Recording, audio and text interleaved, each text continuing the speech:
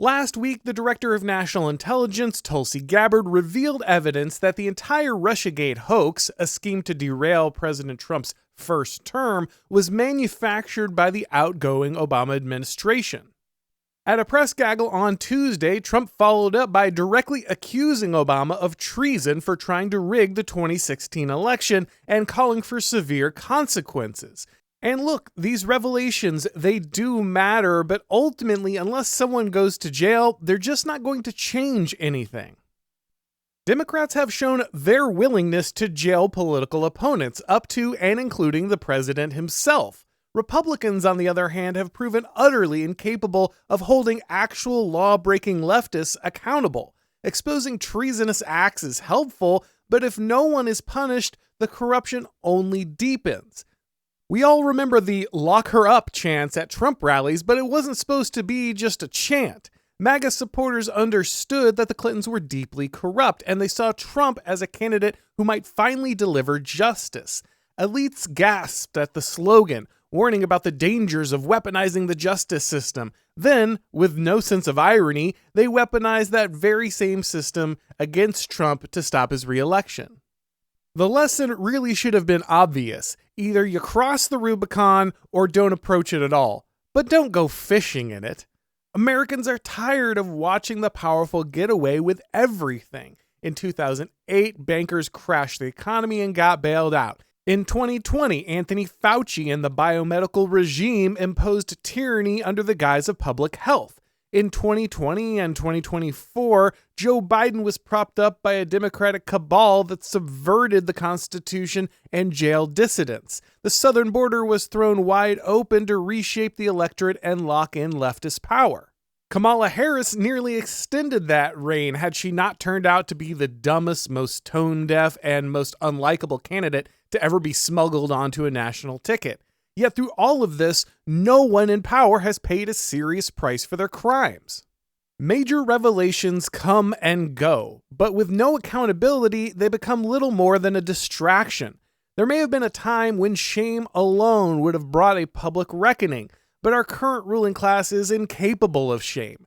They don't resign in disgrace, they don't retreat, they just wait for the news cycle to move on. The scandals start to pile up like grains of sand in a desert, each one indistinguishable from the next. In an environment like this, exposing corruption becomes just another way to tranquilize the public. People think, well, at least the truth is out there, maybe voters will care. But what if the scandal is about rigging the vote in the first place? If Democrats can open the border, fabricate intelligence, and collude with media to tip elections, then what good is the ballot box? Exposure without punishment doesn't deter. It emboldens.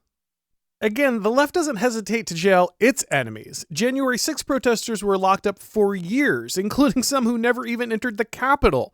Trump officials like Steve Bannon and Peter Navarro were arrested and imprisoned. Pro-life activists got comically inflated sentences for silent protests. The FBI threatened parents who challenged school boards. Douglas Mackey was convicted for making memes. Trump himself faced fabricated charges that could have put him behind bars for the rest of his life, all to stop his return to the presidency. So why are Republicans so cowardly? If what Gabbard alleged is true, then Barack Obama, James Clapper, John Brennan, Susan Rice, John Kerry, Loretta Lynch, and Andrew McCabe conspired to destroy the American electoral system. They manufactured intelligence for the express purpose of overturning a legitimate election. That is treason, plain and simple. If these people are allowed to walk, they'll know they're untouchable, and they'll act like it. Again. Trump seemed genuinely surprised and angered by the backlash to Attorney General Pam Bondi's handling of the Epstein files. Some speculated that it was because Trump himself was implicated in the files, but that was always unlikely. If real dirt on Trump existed, the people who fabricated charges against him would have used it. Instead, Trump kept comparing Epstein to Russiagate, and now it's obvious why. He knew the Russiagate disclosures were about to drop and he didn't want them overshadowed by Epstein. Still, the connection matters. MAGA supporters were furious over how the Epstein case was handled because they're sick of elites getting a free pass. They're sick of being ruled by people who break the law with impunity. Fauci, Epstein, the Clintons, Americans know that they're governed by some of the worst people on the planet, and they're done pretending otherwise.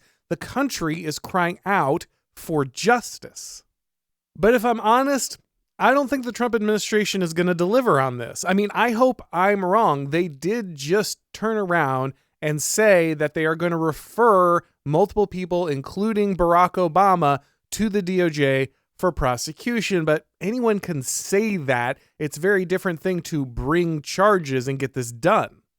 I just kind of doubt that there's going to be any serious action taken against Obama or the rest of his old guard. Republicans talk tough, but never follow through. Even after the left tried to jail and then attempted to assassinate the president, the GOP is still wringing its hands over setting a bad precedent. It's all a bad joke and everyone knows it. Revelations are fine, but none of this will matter until the Trump administration grows a spine and puts these people in prison where they belong.